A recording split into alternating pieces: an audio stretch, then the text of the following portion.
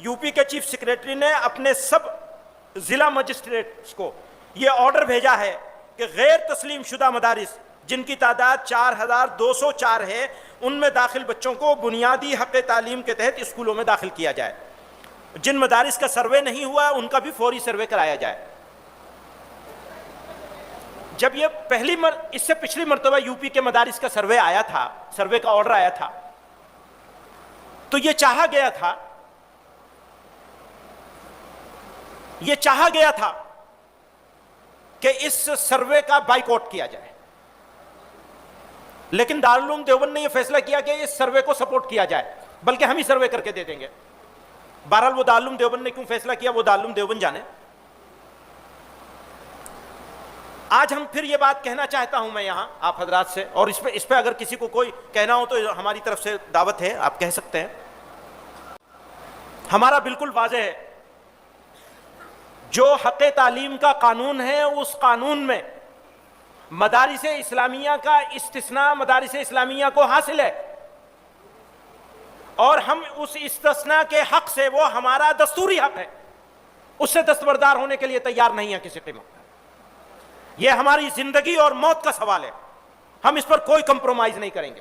Number 1. Number 2، اپنے علماء کو اس بات کے لیے تیار کرنا ہم اپنا فرض منصبی سمجھتے ہیں کہ وہ موجودہ زمانے کے تقاضوں کو پہچاننے کی قابلیت اپنے اندر پیدا کر لیں، کسی بھی ذریعے سے پیدا کریں. اگر موجودہ زمانے کے علماء موجودہ زمانے کے تقاضوں کو سمجھنے میں ناکام رہیں گے تو ہم اپنے نوجوان بچوں اور بچیوں کو ارتداد سے بچانے میں وہ کردار نہیں ادا کر سکیں گے جو کردار ہمارا بنتا ہے. تو عصری تعلیم نوکریوں کے لیے نہیں، عصری تعلیم مبلغین کے لیے صحیح تبلیغ کر سکیں، خطبہ کے لیے اس لہجے میں اس انداز میں خطاب کر سکیں، خطبہ دے سکیں، نوجوان بچوں اور بچیوں کے سامنے جو تردد اور شک پیدا کیا جا رہا ہے اس شک اور تردد کا جواب دے سکیں، ان کی زبان کو سمجھ سکیں، ان کے اصطلاحات کو سمجھ سکیں. یہ ہماری اس وقت کے علماء کی، نوجوان علماء کی، کام کرنے والوں کی بڑی ضرورتوں میں سے ایک بہت بڑی ضرورت ہے. میں کیونکہ بڑے علماء موجود ہیں اس مجلس میں، اس لیے یہ نہیں کہہ رہا ہوں کہ سب سے بڑی ضرورت ہے، احتیاط سے بول رہا ہوں. چند بڑی ضرورتوں میں سے ایک ضرورت ہے.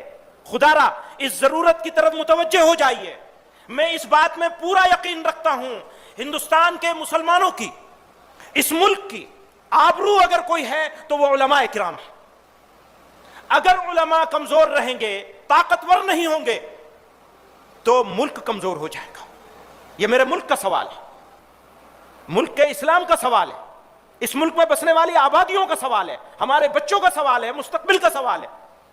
تو میں ہاتھ جوڑ کر معذرت کے ساتھ، معافی کے ساتھ بار بار آپ سے یہ عرض کرتا ہوں، اپنے اندر طاقت پیدا کرنی ہے. اور اپنے سب ساتھیوں سے کہتا ہوں، اپنے آپ سے کہتا ہوں، جو چیز ہم نے سیکھی نہیں ہے اس کو ہمیں سیکھنے کی کوشش کرنی چاہیے. کوئی شرمانے کی بات نہیں ہے. اگر میں انگریزی سیکھ سکتا ہوں، اگر مجھے کمپیوٹر سیکھنا ہے تو مجھے اس عمر میں بھی، حالانکہ میں یہ بار بار کہتا ہوں میرا پیر تو قبر میں ہے، پھر بھی اس عمر میں بھی اگر مجھے کمپیوٹر سیکھنے کی ضرورت ہے مجھے سیکھنا چاہیے. مجھے اگر انگریزی سیکھنے کی ضرورت ہے مجھے سیکھنے کے لیے کوشش کرنی چاہیے. ہندی مجھے تو اپنا بچپن یاد ہے، امروہہ تشریف لے گئے تھے ہمارے حضرت رحمۃ اللہ علیہ، اور ہمارے مربی مشفق محترم استاد تھے حضرت قاری عثمان صاحب رحمۃ اللہ علیہ. ان سے ان دونوں کی گفتگو ہو رہی تھی، میں نے سنا ہے. حضرت فرما رہے تھے اس کو ہندی پڑھا رہے ہیں آپ نہیں پڑھا رہے ہیں؟ تو حضرت قاری عثمان صاحب رحمۃ اللہ علیہ نے مجھے بھی مولوی سلمان کو بھی دونوں کو ہندی پڑھوائی ہے باقاعدہ. ہم نے 5ویں کلاس تک، حفظ کے زمانے میں 5ویں کلاس تک کی تعلیم حاصل کی ہے. حضرت مولانا ارشد مدنی صاحب فرما رہے تھے حفظ کے ساتھ کر لیا جائے. صحیح بات ہے، حفظ کے زمانے میں آسانی سے پڑھایا جا سکتا ہے، پڑھا جا سکتا ہے. حفظ کی رفتار کو تھوڑا سست کر دیا جائے اور ساتھ میں یہ لگا لیا جائے. بہرحال تو میں اپنی آخری بات کو ختم کر